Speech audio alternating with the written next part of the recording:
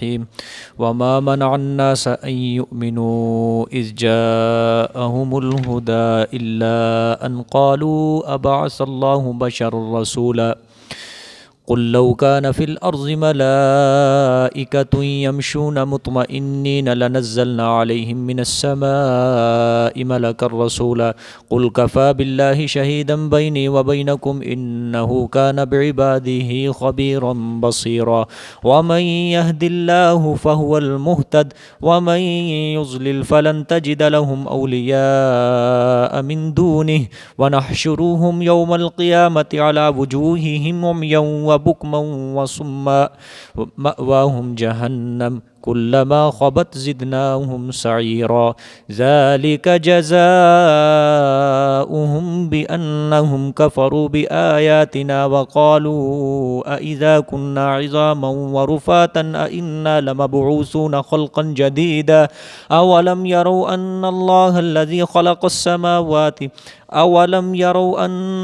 الذي خلق السماوات والأرض قادر على أن يخلق مثلهم وجعل لهم أجلا لا ريب فيه فأبى الظالمون إلا كفورا قل لو أنتم تملكون خزائن رحمة ربي إذا لأمسكتم خشية الإنفاق وكان الإنسان قتورا صدق الله العظيم.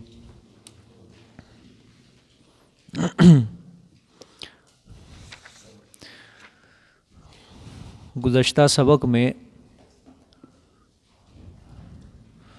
اللہ تعالیٰ نے مشرکین کے مطالبات کا بیان کیا کہ مشرک آپ صلی اللہ علیہ وآلہ وسلم کو کہہ رہے تھے کہ جب تک تو ہمارے مندرجہ ذیل مطالبات کو پورا نہیں کرے گا تب تک ہم تیری بات کو نہیں مانیں گے. آج کا جہاں سے سبق شروع ہوا ہے وما منع الناس ان یؤمنوا، یہ پیغمبر کی بشریت کے انکار کو اللہ نے بیان فرمایا کہ یہ مشرک ایسے ہیں کہ یہ نبی کو بشر نہیں مانتے بلکہ نبی کو نوری مانتے ہیں، بشریت کو رسالت کے منافی سمجھتے ہیں.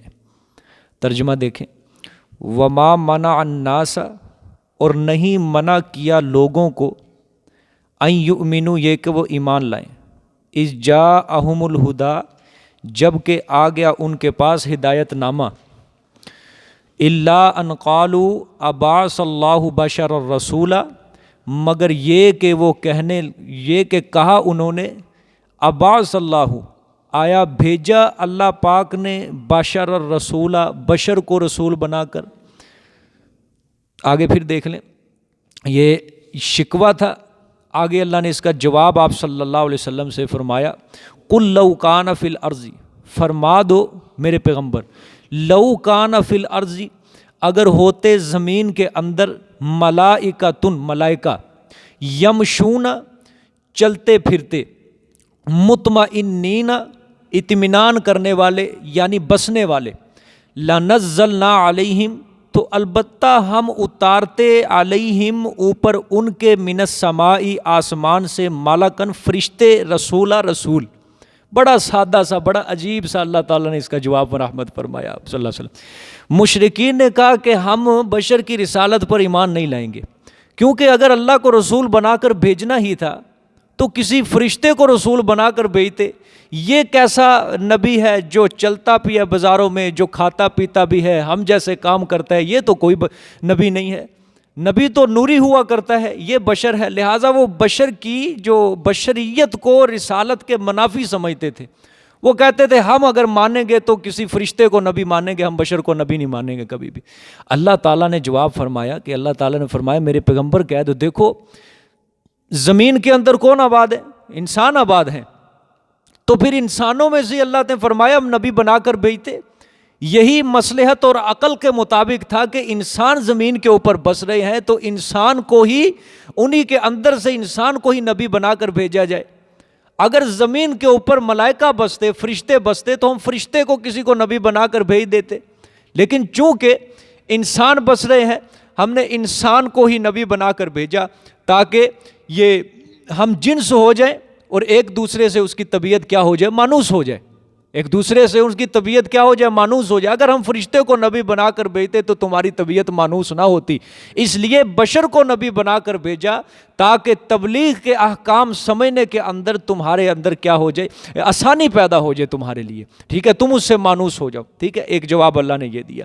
دوسرا، قُلْ كَفَىٰ بِاللَّهِ شَهِيدًا بَيْنِي وَبَيْنَكُمْ، فرما دو کافی ہے اللہ گواہ میرے درمیان اور تمہارے درمیان، انہ کان بعبادہ خبیرا بصیرا، بے شک وہ اللہ ہے ساتھ اپنے بندوں کے خبر رکھنے والا اور دیکھنے والا۔ میرے پیغمبر آپ یہ بھی جواب دے دیں، ان کو کہہ دیں کہ اللہ میرے اور تمہارے درمیان گواہ ہے، اسے معلوم ہے کہ میں نے رسالت کے احکام تم تک صحیح طریقے سے پہنچا دیے ہیں، میں نے اپنا فریضہ ادا کر دیا ہے، اور اللہ اس چیز کے اوپر بھی گواہ ہے، اور اسے وہ یہ بھی معلوم ہے کہ تم نے محض ضد کی وجہ سے، اناد کی وجہ سے اللہ تعالیٰ کے احکامات کو ٹھکرا دیا، مسئلہ توحید قبول کرنے سے تم نے انکار کر دیا ہے۔ اللہ تعالیٰ اپنے بندوں کے ہر حال احوال سے واقف ہے، وہ اس کے اعمال کے مطابق قیامت والے دن جزا اور سزا کا فیصلہ کرے گا، ٹھیک ہے۔ انہ کان بعبادہ خبیرا بصیرا، بے شک وہ ہے ساتھ اپنے بندوں کے خبر رکھنے والا، دیکھنے والا۔ آگے تخویف اخروی ہے، وَمَن يَهْدِ اللَّهُ فَهُوَ الْمُهْتَدِ، اور وہ انسان کہ جسے ہدایت دے اللہ پاک، فَهُوَ الْمُهْتَدِ، پس وہ ہدایت والا ہے، ہدایت یافتہ ہے، یعنی ہدایت حاصل کرنے والا ہے۔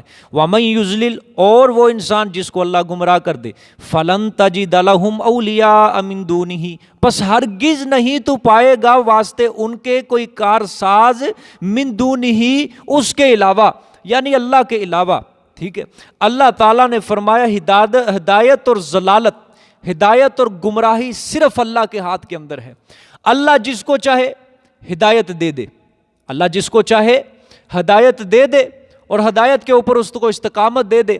مخلوق کے اندر کسی کو پھر کوئی طاقت نہیں ہے، کوئی قوت نہیں ہے کہ جس کو اللہ ہدایت دے دے اس سے وہ ہدایت کو چھین لے، اور جس کو اللہ گمراہ کر دے، جس کو اللہ گمراہ کر دے، ازل سے جس کو لیے گمراہی لکھی گئی تھی اللہ نے اس کو گمراہ کر دیا، تو کوئی ایسا زمین کے اندر، کوئی ایسی مخلوق کے اندر کسی کے اندر طاقت نہیں، قوت نہیں ہے کہ اللہ تعالیٰ سے ہدایت کو چھین کر وہ اس کو ہدایت کو دے دے۔ اللہ نے فرمایا جس کو میں نے ہدایت دے دی وہی ہدایت والا بنے گا، اور جس کو میں نے گمراہ کر دیا پس وہ گمراہ ہی رہے گا، ٹھیک ہے۔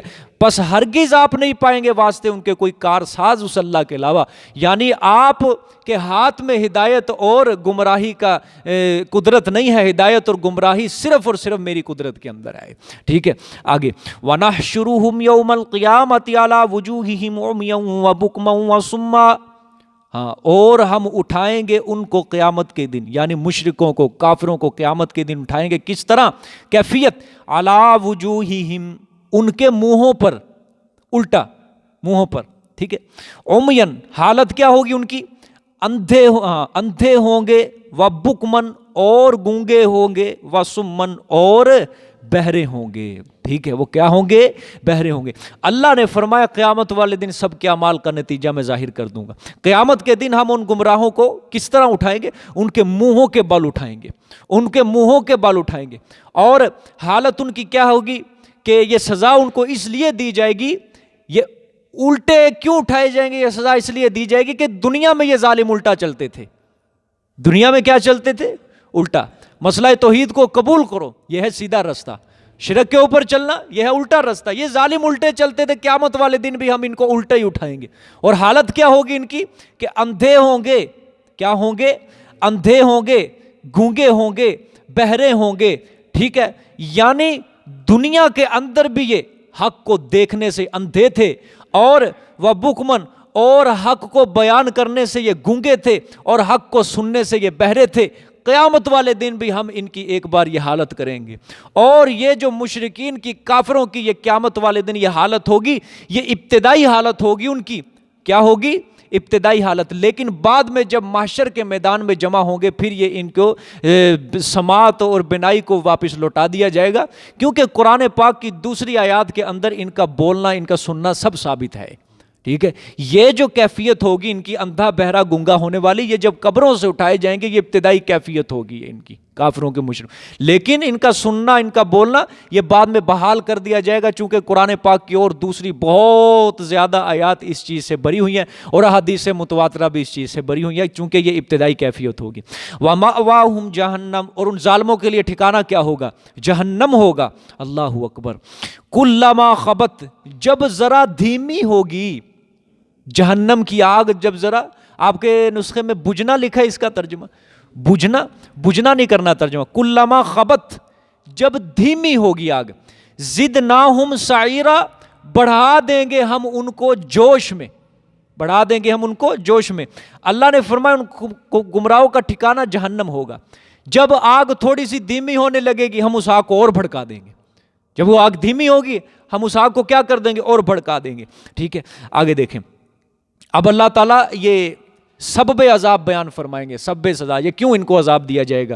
ذالک جزاؤہم بانہم کفروا بآیاتنا وقالوا اذا كنا عظاما ورفاتا انا لمبعوثون خلقا جدیدا.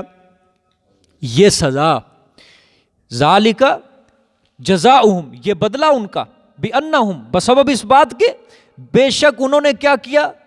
انکار کیا. بآیاتنا، ساتھ ہماری آیات کے. وقالوا اذا كنا عظاما ورفاتا، اور ساتھ یہ بھی کہا، اور کہا انہوں نے، آیا جب ہم ہو گئے ہڈیاں، آیا جب ہم ہو گئے ہڈیاں، ورفاتا، اور ساتھ چورا چورا بھی، ہڈیوں کا کیا ہو گیا؟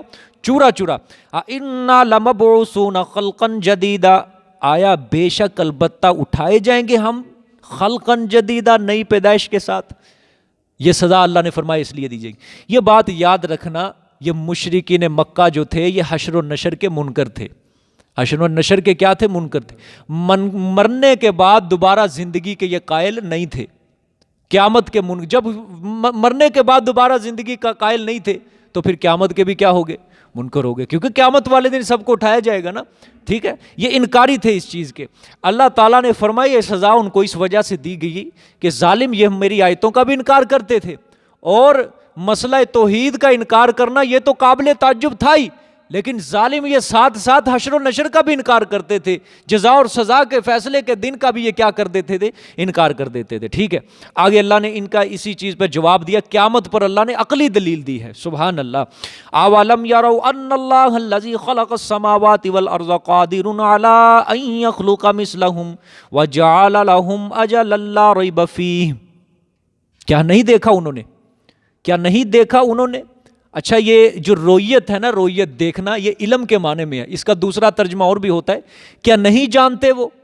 ٹھیک ہے، یہ رویت علمی رویت مراد ہے. ٹھیک ہے، جس طرح آپ صلی اللہ علیہ وسلم کو خطاب کر کے بعض اوقات قرآن پاک میں کہا جاتا ہے کیا میرے پیغمبر آپ نے نہیں دیکھا؟ گزشتہ قوموں کے حالات ہوتے ہیں لیکن آپ کو خطاب کیا، حالانکہ آپ صلی اللہ علیہ وسلم تو اس وقت موجود نہیں تھے. جس طرح الم تری کیف فعل ربک باصحاب الفیل، کیا میرے پیغمبر آپ نے نہیں دیکھا کہ تیرے رب نے ہاتھیوں والوں کے ساتھ کیا کیا؟ حالانکہ یہ میرے پیغمبر کی پیدائش سے پہلے کا واقعہ ہے، لیکن چونکہ آپ صلی اللہ علیہ وسلم موجود نہیں تھے. یہ اس وجہ سے کہا گیا ہے، اس وجہ سے کہا جاتا ہے کہ کوئی چیز سن سن کے اتنی پکی ہو جاتی ہے، وہ واقعہ اتنا مشہور ہو جاتا ہے، گویا یوں محسوس ہونے لگتا ہے جیسے میں نے اپنی آنکھوں سے دیکھا ہے. جیسے قائد اعظم ہے، ہم نے اپنی آنکھوں سے نہیں دیکھا، لیکن چونکہ ہم نے سن لیا، کتابوں میں پڑھ لیا، قائد اعظم نے یہ ملک بنایا، قائد اعظم، گویا ہم نے قائد اعظم کو اپنی آنکھوں سے دیکھ لیا. اس رؤیت کو، اس دیکھنے کو علم کے معنی میں کیا جاتا ہے پھر. ٹھیک ہے، اس لیے فرمایا اللہ نے اولم یروا، کیا نہیں دیکھا انہوں نے، ان اللہ الذی خلق السماوات والارض، بے شک اللہ وہ ذات پاک ہے جس نے بنایا آسمانوں کو اور زمینوں کو، آسمانوں کو اور زمینوں کو.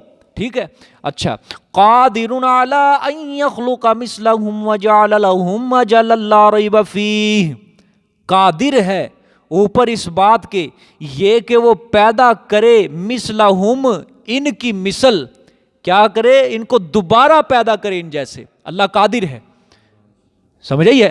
اللہ قادر ہے اس بات پر یہ کہ پیدا کرے وہ مثلهم، ان جیسے، دوبارہ پیدا کر دے. وجعل لهم اجلا لا ریب فیہ، اور کر دیا اللہ نے واسطے ان کے پیدا کرنے کے لیے، کر دیا اللہ نے واسطے ان کے دوبارہ پیدا کرنے کے لیے کیا؟ اجلن، ایک میعاد مقرر، لا ریب فیہ، کہ نہیں ہے کوئی شک اس کے اندر، ٹھیک ہے، اس کے اندر کوئی شک نہیں ہے۔ اللہ نے فرمایا یہ خیال ان کا غلط ہے ظالموں کا کہ مرنے کے بعد دوبارہ نہیں اٹھا زندہ ہوں گے، دوبارہ نہیں زندہ ہوں گے، ہڈیاں ہڈیاں ہوں گے، چورا چورا ہوں گے۔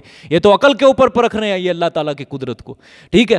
اللہ نے فرمایا کیا انہوں نے نہیں دیکھا کہ جس اللہ نے آسمان اور زمینوں کو پیدا کر دیا ہے وہ اللہ اس بات کے اوپر بھی قادر ہے کہ ان کو دوبارہ ان کی ہڈیوں کو جوڑ کے جو ان کی ہڈیاں چورا چورا ہوگی خاک کے اندر مل کے اللہ تعالیٰ ان کے دوبارہ انہی جیسا انسان بنانے کے اوپر بھی قادر ہے، کہ جس نے اتنے بڑے آسمان بنا دیے اور جس نے اتنی بڑی زمین کو پانی کے اوپر ٹکا دیا، ٹھیک ہے، وہ اللہ اس بات کے اوپر کہ قادر نہیں ہے کہ تم جیسے مثل تم جیسا انسان دوبارہ کھڑا کر دے، ٹھیک ہے، بلکہ یہ تو اللہ کے لیے اور زیادہ آسان ہے، ٹھیک ہے۔ ایک نطفے سے جس رب نے انسان بنا دیا، اس کو شعور بخشا، ایک عقل مند انسان بنا دیا، تو کیا اللہ اس بات کے اوپر قادر نہیں ہے جب تم دوبارہ مر جاؤ گے اللہ تمہیں دوبارہ اسی خاک سے پیدا کر دے گا، ٹھیک ہے۔ خاک سے انسان کی ابتدا ہوئی ہے اور دوبارہ بھی اللہ کس سے ابتدا کر دے گا؟ اس کی خاک سے ابتدا کر دے گا، ٹھیک ہے۔ آگے فرمایا، ہاں اللہ نے فرمایا لیکن اللہ نے اس دوبارہ پیدا کرنے کے لیے ایک وقت مقرر کیا ہوا ہے۔ ایک سوال بھی ہو سکتا تھا نا، اچھا جی دوبارہ پیدا ہوں گے، وہ کب پیدا ہوں گے، ہوتے کیوں نہیں ہیں، یہ جو مردے مر گئے ہیں یہ دوبارہ کیوں نہیں زندہ ہو رہے؟ تو اس کا اللہ نے جواب دیا، وہ جو دوبارہ زندگی دینا ہے نا، جب دوبارہ زندہ کروں گا اس کے لیے ایک وقت میں نے مقرر کر کے رکھا ہوا ہے، ٹھیک ہے۔ جس طرح دنیاوی حیات کے لیے ایک وقت مقرر ہے، جس طرح دنیاوی حیات کے لیے، دنیاوی زندگی کے لیے ایک وقت مقرر ہے، اسی طرح آخرت میں دوبارہ زندگی کے لیے بھی کیا ہے؟ ایک وقت مقرر ہے۔ جب میں نے دوبارہ قبروں سے اٹھانا ہے وہ وقت بھی کیا ہے؟ مقرر ہے، ٹھیک ہے۔ لا ریب فیہ، اس کے اندر کوئی شک نہیں ہے، وہ دن آئے گا، وہ دن آئے گا، ٹھیک ہے۔ فَأَبَى الظَّالِمُونَ إِلَّا كُفُورًا، پس انکار کیا ظلم کرنے والوں نے، إِلَّا كُفُورًا، مگر ناشکری سے۔ عجیب جملہ ہے، مگر پس انکار کیا ظلم کرنے والوں نے مگر ناشکری کے، کہ اس پر ظالموں نے بجائے شکر گزاری کے کیا کی ہے؟ ناشکری کی ہے، اور ناشکری بھی کس طرح کی ہے؟ ازروئے نفرت کے، ٹھیک ہے۔ اور بات کو قبول کرنے کے بجائے انہوں نے بات قبول کرنے سے انکار کر دیا ہے ان ظالموں نے کہ ہم دوبارہ نہیں اٹھائے جائیں گے، ٹھیک ہے، بجائے شکر گزاری کے انہوں نے ناشکری کی ہے، ٹھیک ہے۔ آگے دیکھیں، یہ حاصل یہ کہ اس آیت کا اللہ تعالیٰ نے فرمایا کہ عذاب تمہیں ضرور دینا ہے میں نے، اور ظالموں تمہیں میں نے دوبارہ زندہ کر کے عذاب ضرور دینا ہے۔ وہ آدمی تو تب ہی مر جاتا ہے جب وہ قبر کے اندر چلا جاتا ہے، آدمی کی قیامت تو تب ہی شروع ہو جاتی ہے جب وہ کہاں چلا گیا؟ قبر میں چلا گیا، بس اس کی قیامت شروع ہے۔ گویا قبر جو منزل ہے نا، یہ قیامت کی ابتدا ہے، سمجھ آئی ہے؟ یہ کوئی الگ زندگی نہیں ہے۔ حضرت عثمان رضی اللہ تعالیٰ عنہ بھی فرماتے تھے نا کہ قبر جو ہے آخرت کی منزلوں میں سے کیا پہلی منزل ہے۔ اس لیے تو حضرت عثمان جب قبرستان کے قریب سے گزرتے تھے، جنت جہنم کا تذکرہ سنتے تھے، دوزخ کا تذکرہ سنتے تھے، قیامت کی ہولناکی کا تذکرہ سنتے تھے، نہیں روتے تھے، ٹھیک ہے۔ لیکن جب قبرستان کے قریب سے گزرتے تھے حضرت عثمان رونے لگ جاتے تھے بہت زیادہ۔ کسی نے پوچھا حضرت آپ کے سامنے جہنم کا تذکرہ کیا جا آپ روتے نہیں ہو، یہ قبر کو دیکھ کے آپ رونے لگ جاتے ہو؟ حضرت نے جواب دیا کہ قبر جو ہے آخرت کی منزلوں میں سے پہلی منزل ہے، آخرت کی سیڑھیوں میں سے یہ پہلی سیڑھی ہے، جو اس سیڑھی کے اندر جو اس منزل میں کامیاب ہو گیا وہ آخرت کی ساری منزلوں میں کامیاب ہو جائے گا، ٹھیک ہے۔ آدمی کا حشر و نشر قیامت اسی وقت ہی شروع ہو جاتی ہے جب وہ قبر کے اندر چلا جاتا ہے۔ سمجھ آ گیا کہ نہیں بات؟ اللہ اکبر۔ قُلْ لَوْ أَنْتُمْ تَمْلِكُونَ خَزَائِنَ رَحْمَةِ رَبِّي إِذًا لَّأَمْسَكْتُمْ خَشْيَةَ الْإِنفَاقِ وَكَانَ الْإِنسَانُ قَتُورًا۔ یہ ہے اب چھٹی عقلی دلیل توحید کے اوپر، اور دیکھو اللہ تعالیٰ نے انسان کی حالت کو اس کے اندر بیان کیا ہے۔ قُلْ لَوْ أَنْتُمْ، فرما دو اگر تم مالک ہوتے خزائن یعنی خزانوں کے، خزائن رحمت میرے پروردگار کے، ربی میرے پروردگار کے، ٹھیک ہے۔ اِذًا لَّأَمْسَكْتُمْ خَشْيَةَ الْإِنفَاقِ، یعنی کن چیزوں کے مالک ہوتے، کن خزانوں کے؟ کہ بارش برسانے کے، رزق دینے کے، یعنی رزق کا جو خزانہ تھا تمہارے ہاتھ میں دے دیا جاتا، بارش کا خزانہ تمہارے ہاتھ میں دے دیا جاتا، اس کے مالک تمہیں اللہ تعالیٰ بنا دیتا، تو کیا ہوتا تمہارا اس وقت حال؟ اِذًا لَّأَمْسَكْتُمْ خَشْيَةَ الْإِنفَاقِ، اس وقت تو البتہ بند کر دیتے تم واسطے خوف ختم ہو جانے کے، یعنی اپنے ہاتھ کو خرچ کرنے سے روک لیتے، ٹھیک ہے۔ اللہ نے انسان کا حال بیان کیا اس کے اندر کہ انسان طبعی طور پر بخیل ہے. انسان طبعی طور پر کیا ہے؟ بخیل ہے، کنجوس ہے. انتم کا جو خطاب ہے نا، یہ کل لو انتم، یہ جنوں کو بھی شامل ہے، یہ انسانوں کو بھی شامل ہے، سب کو شامل ہے. حاصل یہ کہ اللہ نے فرمایا کہ تمام خزانوں کا مالک ہے صرف اللہ. اگر رزق کے خزانے تمہارے ہاتھ میں دے دیے جاتے تو تم کرتے بخل. اور بخل کیوں کرتے؟ کہ اگر کسی کو کچھ دیں گے تو یہ خزانہ کیا ہو جائے گا؟ ختم ہو جائے گا، پیسہ ختم ہو جائے گا. اور تم کسی کو کچھ بھی نہ دیتے کہ کہیں خزانے ہمارے سے ختم نہ ہو جائیں. اس لیے اللہ نے فرمایا تم میں رزق کے خزانے کا کوئی استحقاق نہیں رکھتا کہ اسے کارخانہ عالم کے اندر اللہ تعالیٰ اپنا شریک کرے. اللہ تعالیٰ تم میں سے کوئی انسان، کوئی نبی، کوئی ولی، کوئی بزرگ اس چیز کا مستحق ہے ہی نہیں ہے کہ وہ اپنے رزق کے کارخانے کے اندر، اپنے خزانوں کے اندر اپنا کسی کو کیا کرے؟ شریک کرے.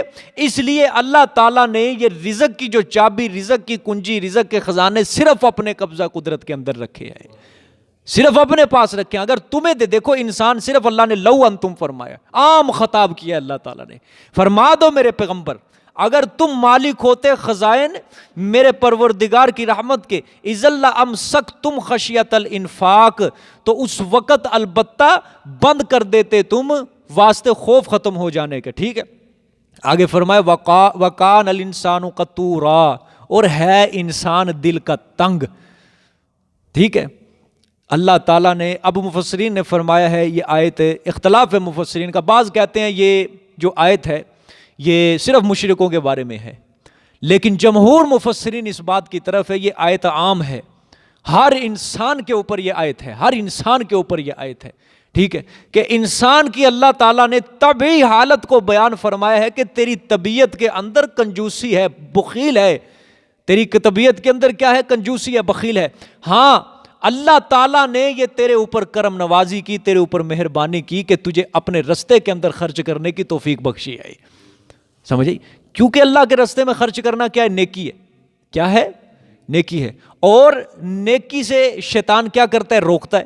اللہ کے رستے میں خرچ کرنے سے گویا شیطان کیا کرتا ہے؟ روکتا ہے. ٹھیک ہے، تو اللہ نے فرمایا انسان کی طبعی حالت کیا ہے؟ بخیل ہے، یہ انسان کنجوس ہے. یہ اللہ کی کرم نوازی ہے جو اللہ تعالیٰ اپنے رستے میں خرچ کرنے کی اس کو کیا کہ دیتا ہے؟ توفیق دے دیتا ہے. جزاک اللہ جی، صدق اللہ العظیم.